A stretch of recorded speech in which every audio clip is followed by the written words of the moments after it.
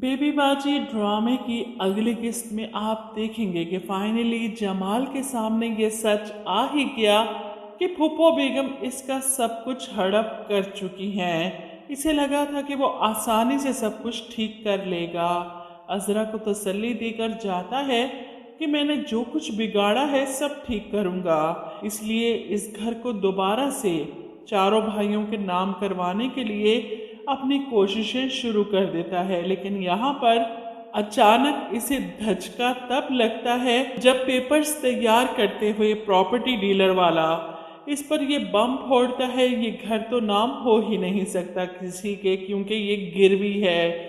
जमाल को यकीन नहीं आता ऐसा कैसे हो सकता है, जिस पर प्रॉपर्टी डीलर बताता है मैंने खुद इसके सारे पेपर्स चेक किए हैं, ये घर तो बैंक के पास गिरवी है, ये तो किसी के नाम नहीं होगा। यहाँ पर जमाल हैरान परेशान गाड़ी चलाता हुआ रोता हुआ घर वापस आता है और सीधा फूफो के कमरे में कि किस बाजार में जाकर आपने मेरे भरोसे को बेचा, क्या किया आपने मेरे साथ, बस बहुत हो गया, अब आप यहाँ नहीं रह सकती। जो कुछ आप लोगों ने हमसे छीना है ना, वो सब कुछ वापस करना पड़ेगा, ये घर आपका नहीं है। अरे मैंने तो एक लाचार बुजुर्ग को अपने घर में जगह दी, अपने माँ बाप की जगह तस्वुर किया आपको। अरे इस घर की जड़ें खोखली करने वाली आप हैं। बस बहुत हो गया, बहुत बड़ी गलती कर दी मैंने ये घर आपके नाम करने की, लेकिन अब ये घर वापस आपको करना होगा हर सूरत में। जिस पर फूफो बेगम साफ लफ्जों में अपनी असलियत जमाल के सामने खोल देती हैं।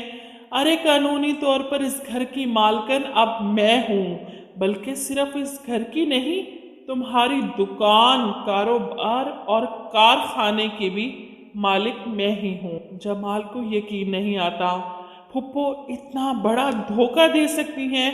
वो तो घर को रो रहा था, यहाँ तो दुकान, फैक्ट्री, कारोबार सब हाथ से गया। इतना बड़ा धोखा वो बर्दाश्त नहीं कर पा रहा।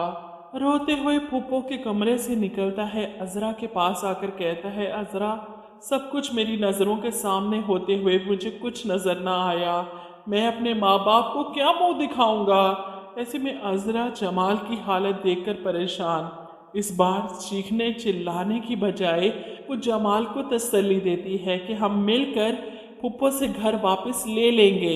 जिस पर जमाल कहता है सिर्फ घर की बात नहीं है अजरा, सब कुछ हाथ से निकल गया, मेरे दोनों हाथ खाली हैं। अजरा परेशान, क्या मतलब जमाल, ये क्या कह रहे हो तुम। जिस पर जमाल बताता है जो फूफो ने इसके सर पर बम फोड़ा, कारोबार, फैक्ट्री सब कुछ फूफो हड़प कर चुकी हैं। अजरा तो वहीं सोफे पर गिर जाती है इतनी बड़ी खबर सुनकर।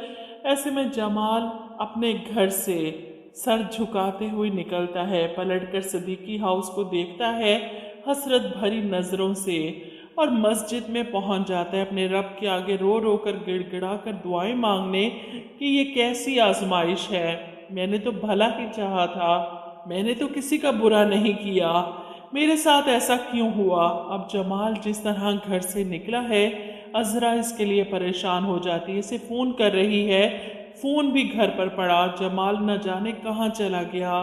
वो नसीर और वलीद को बताती है कि जमाल परेशानी में घर से निकला है, कहीं कुछ हो ना जाए इसे। और वहीं मस्जिद में दुआ मांगते रोते हुए जमाल एक साइड पर लुढ़क जाएगा, बिल्कुल वैसे ही जैसे इसका बाप गया था।